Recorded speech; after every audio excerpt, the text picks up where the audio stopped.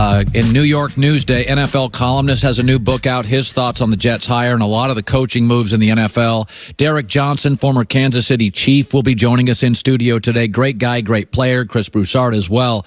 All right, so let's go back 1 year ago to today. Jacksonville was getting ready to face New England, and Minnesota was getting ready to face Philadelphia. Two of those four teams imploded this year, disappeared, eroded significantly. Jacksonville, badly. Minnesota, clearly. This is not strange. The NFC has not had one team that has made the playoffs 3 straight years. The NFC will not be the same next year. And outside of New England, chances are either will the AFC. Success outside of the Patriots is not guaranteed. In fact, listen to this. The last 3 Final Fours, 12 teams total, right? Or 12 teams. 6 didn't make the playoffs. Half didn't make the playoffs the following year. But it goes more than 50% because New England was obviously in that Final Four every year. You lose your best coordinators, Philadelphia. You lose free agents. Case Keenum left the Vikings. You lose top assistants. You have a tougher schedule following year. You have a worse draft pick. And frankly, egos. Teams get this far, guys want to get paid. It is really hard. 50% on average of the teams that get here disappear. And there are 4 teams this year. 2 of them I know will still be good next year. New England's got the best coach in football. That won't change. It is still mostly a dysfunctional division. That won't change. And they have 12 draft picks. Also, they're getting their top pick last year back. He got hurt, so it's like 13. New England's going to be fine. Brady, say what you want, on almost every Sunday goes into a game and is the best quarterback. Almost every Sunday. New England's going to be fine. Kansas City, they're going to be fine too. Now, their division's tougher. But they have one of the best coaches in football. That's not going to change. Patrick Mahomes may not be MVP, but he's a real deal. And they've got like 7-star players. They're going to franchise D Ford. They're all coming back.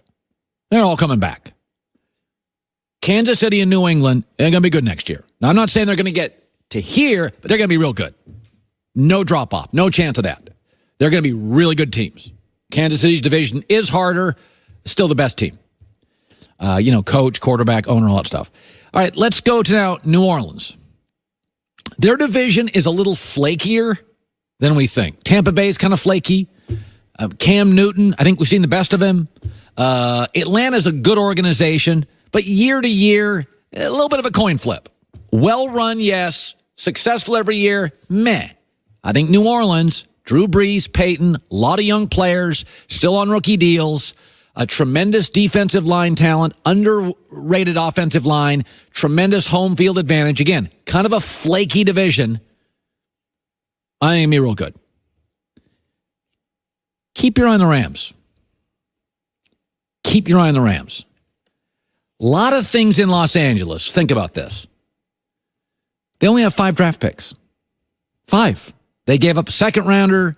They gave up a 3rd-rounder because this was about winning this year. They're building the stadium, getting PSLs, want to sell tickets.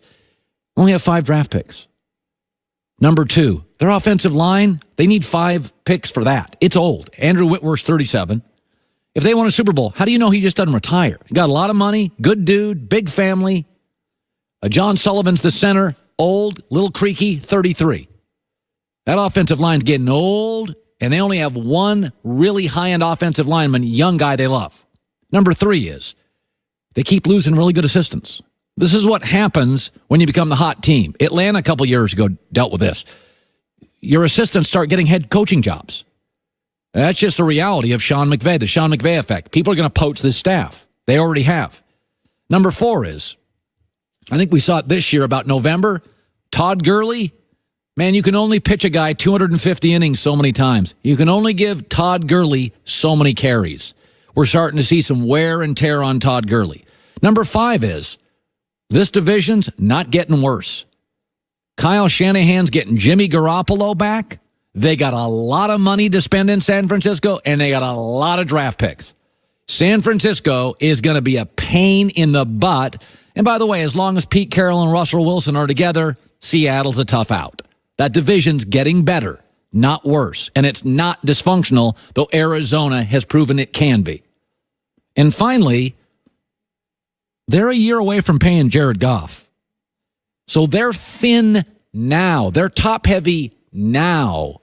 What happens in 12 months when they pay Jared Goff? The Rams are a very interesting team. Now, they'll still have Sean McVay, and I not love Jared Goff, but I see wear and tear with Gurley. They got 5 draft picks. They could do worse than taking 2 of those on the offensive line. And we got a Sean McVay effect. This staff's getting poached like crazy.